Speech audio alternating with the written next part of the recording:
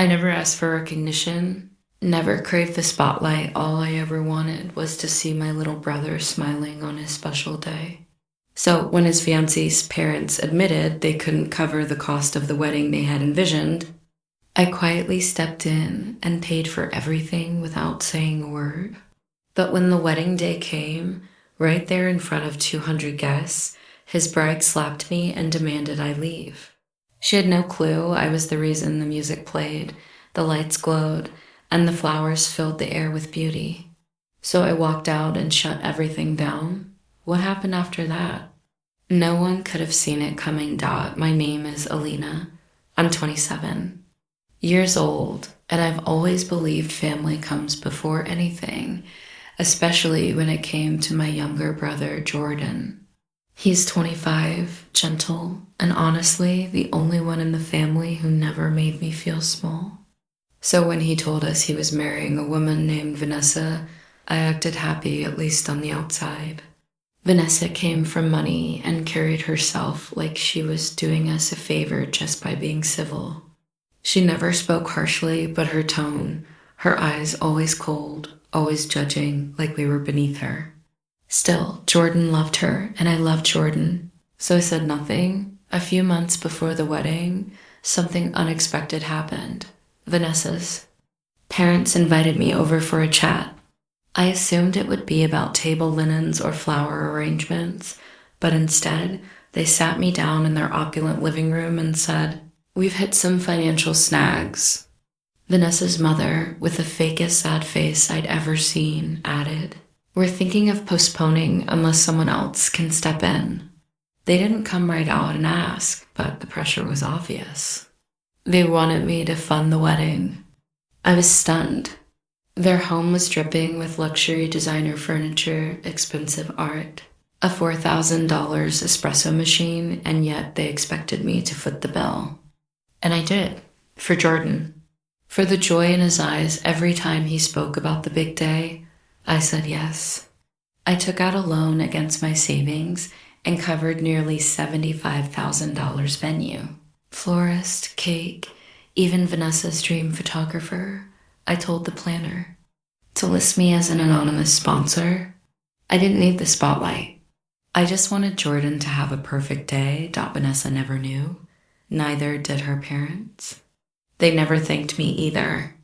Even when she excluded me from group photos, told me I didn't need to come to meetings, or insisted I not wear anything fancy, I smiled. I kept telling myself, it's not about me. Maybe one day she'd understand I only ever wanted to help, but I was wrong. The wedding day arrived.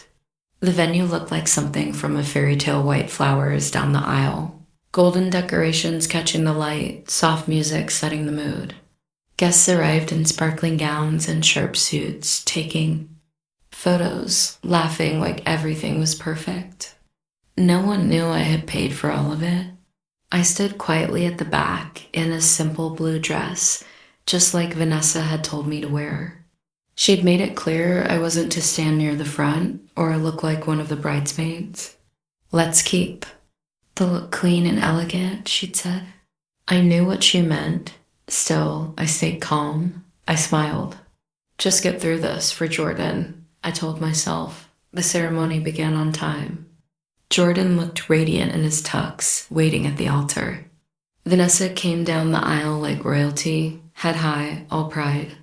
I was trying to keep my eyes on Jordan until I noticed a flower stand near the altar wobbling.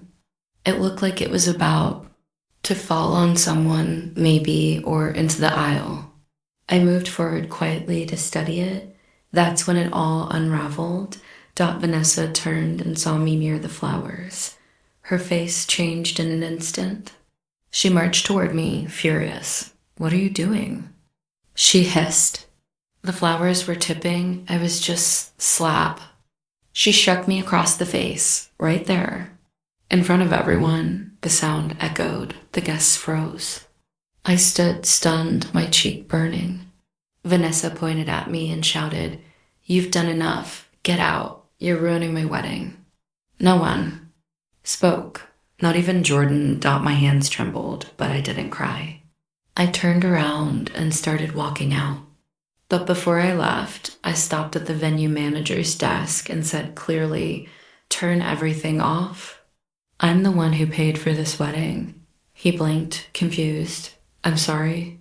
I looked him straight in the eye and repeated, "Every chair, every flower, every light, I paid for it. Shut it all down." This time, he understood. He signaled his staff. Within minutes, everything began to unravel. The music cut off mid-song. The lights dimmed. Servers carrying trays of food turned back around. The cake table was wheeled away. Decorations were taken down. Even the DJ began packing up his gear. Guests looked around, whispering, "What's going on?" Vanessa's expression shifted to panic. She rushed to the planner. "Fix this," she hissed. The planner calmly replied, "I was instructed to pause all services. The client pulled funding." "What client?" Vanessa barked at the planner, turned and pointed at me. Vanessa's face went pale. Her mouth opened, but no words came out, and then Jordan arrived. He ran in, hair slightly disheveled, tie loose. "What's happening?" he asked.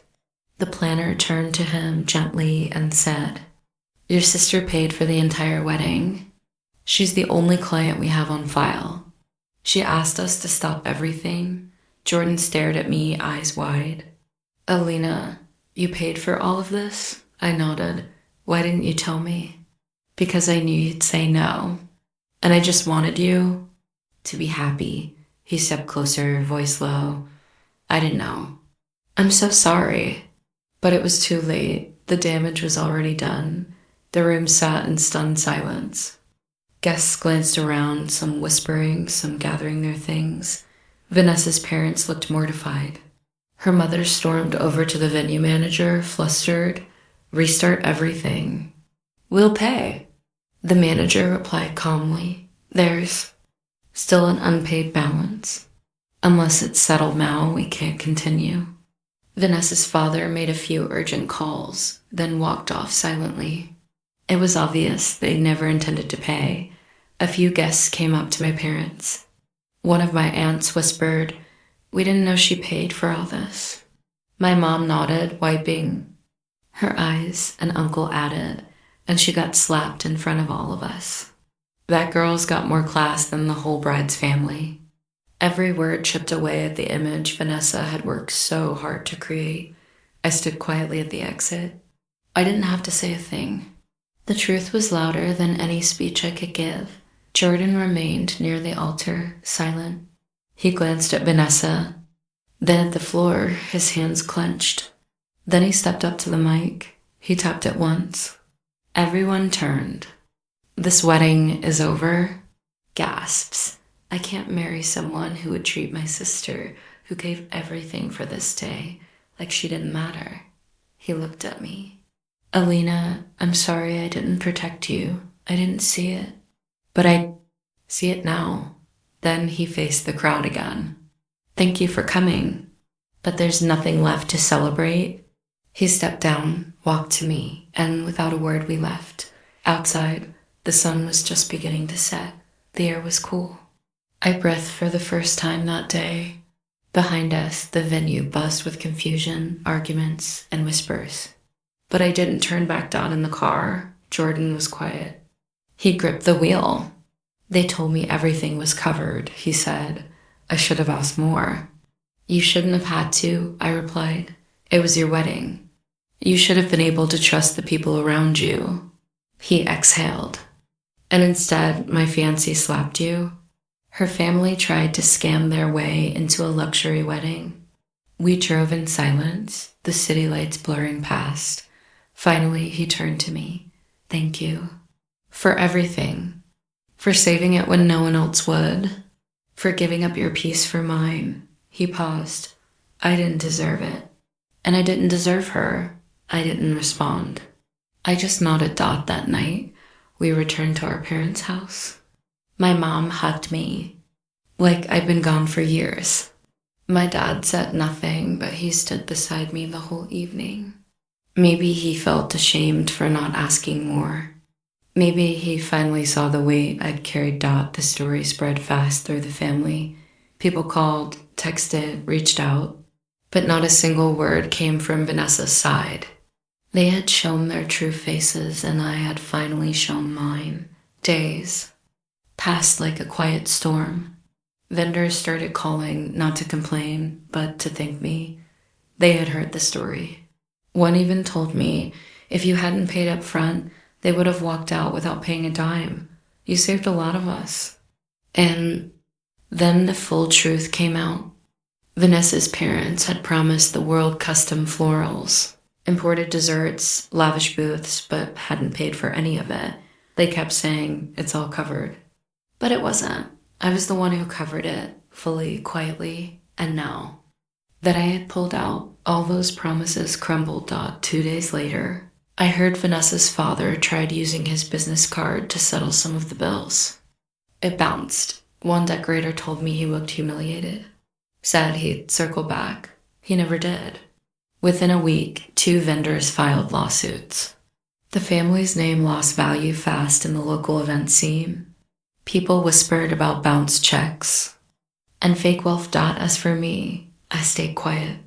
But people noticed. Old friends, distant cousins, even coworkers messaged me. I heard what happened. One wrote, "You handled it with grace." Another said, "You should plan weddings professionally. You did what no one else could." I didn't plan to respond, but something about that last message stuck. Maybe it was time I stepped out of the shadows, and then came the twist. 2 weeks later, a new email landed in my inbox. Subject, application event coordinator position. I opened it, glanced at the attached resume, and froze. It was Vanessa. The same Vanessa who had slapped me in public. Now applying for a role at the company I had just been promoted in. One of the vendors I had helped had connected me to a top-tier firm after the wedding. They hired me not just for my work, but because I had proven my grace under pressure, and now I was reviewing her application, her cover letter, filled with buzzwords, team player, passionate, excellent communicator. I nearly laughed. She had been none of those things with me. I could have forwarded the email. I could have ignored it. Instead, I clicked decline. Number, revenge, no drama. Just closure. And with that, I felt lighter. She had tried to shatter me in public. I had walked away in silence. Now, I had closed the door she never thought I'd hold. And life is just getting started.